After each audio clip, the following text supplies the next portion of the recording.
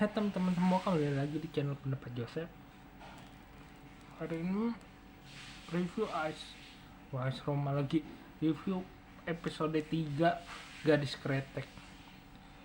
Seperti biasa, film ini mengkaitkan dua alur Raya dan si Raja sama Jengyah, dan Lebes sama si Maya. Maria apa Maya? Namun juga Maya cengkeh coba. Simbol yang dikatakan bahwa rokok itu menjamur di masyarakat, ngomongin rokok, ngomongin industri rokok kecil, itu cukup kuat di dalam penggambarannya. Bahkan penggambaran 62.000 itu cukup jelas antara HP besar, habis itu dengan duduk satu meja, ngopi, ambil ngerokok, ngomongin hal-hal yang serius sampai yang bercandaan cukup kuat. Dalam review kali ini kita juga mengkaitkan bahwa usaha rokok itu dijelaskan bahwa usaha rokok zaman dulu dan zaman sekarang juga kompleks. Kalau dulu itu kayak bawa bagian selebaran dari udara kayak hujan itu terjadi, terus dibales. Kalau di sekarang ya, apalagi kalau dikaitkan tahun 2000-an ya, kalau iklan rokok mulai dari billboard, terus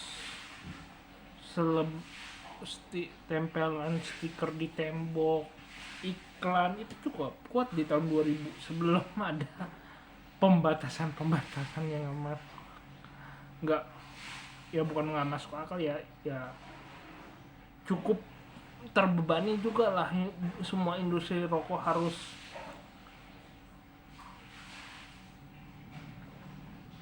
bermain simbol tipis. Nah, sebagai penikmat series yang disadur dari novel Gadis Kretek ya, novel kelas berat ya. Misalnya bacanya juga nggak boleh lagi pusing, karena kita terlatih untuk menerjemahkan simbol-simbol yang punya arti khusus di belakangan. Jadi bacanya mesti harus hati-hati. Ya itu. Dan yang kedua yang paling menarik dalam bagiku adalah bagaimana konflik hubungan love interest antara Jengyah sama Raja. Itu adalah dua orang yang punya visi yang kuat banget dibandingin tokoh-tokoh lain. Misalnya ya, bapaknya Rai, Jengyah, Idrus, itu percaya dengan rasa dan keistimewaan pabriknya, meskipun berulang kali udah diingatkan sama Raja bahwa kita harus melawan isu promosi dengan promosi, dan menganggap semua pertarungan rokok itu sebuah pertarungan yang serius. Nah, sekali lagi dalam film ini menjelaskan bahwa di satu sisi Jengyah itu orang yang ingin membuktikan diri, melawan dari batasan-batasan yang ada. Misalnya dia harus menikah dengan orang-orang pilihan. Kedua, dia harus menerima stigma dari pegawai bapaknya yang meremehkan dia, sampai disimbolkan dia tuh dipasangin menyan supaya hawa wanita di ruangan saus itu pergi. Itu sih, di satu sisi itu yang mau dihadapkan dihadapi Jeng ya. Sedangkan Raya itu lebih kepada dirinya sendiri yang dihadapkan bahwa dia tuh diremehkan, mulai dari dibilang antek Belanda, walaupun dari segi kemampuan dia tuh sungguh luar biasa. Dia bisa ini ngobrolin harga kretek, yang harga tembakau cengkeh, bisa dia berdiplomasi untuk harganya jangan segitu, segini aja, ngomongin dari sisi percetakan harus begini, harus begitu, terus mampu bermain besar terhadap industri, bermain dalam ide-ide besar terhadap rokok misalnya. Meskipun dia meskipun ada partai yang mengeluarkan rokok, Raya menggambarkan dirinya dia ada di posisi tengah-tengah. Dia adalah seorang penjual, distributor, dan membantu sebuah industri rokok merah, tapi dia nggak mau masuk ke partai. Meskipun nanti dalam akhir cerita ada orang yang memang mendorong si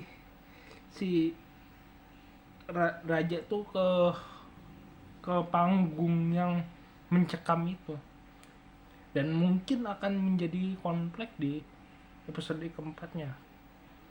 Menurut pasti. Sedangkan Lebas sama si Maya tuh diciptakan sebagai orang yang masih menelusuri, masih mempertanyakan hubungan antara keluarga Lebas dan keluarga dia itu seperti apa, meskipun dengan perspektif anak muda zaman itu.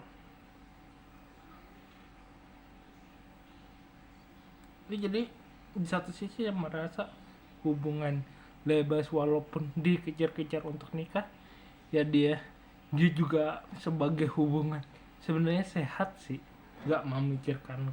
Di satu sisi Lebas meskipun dari orang kaya, dia mulai bersimpati, mulai menghormati lawan bicaranya,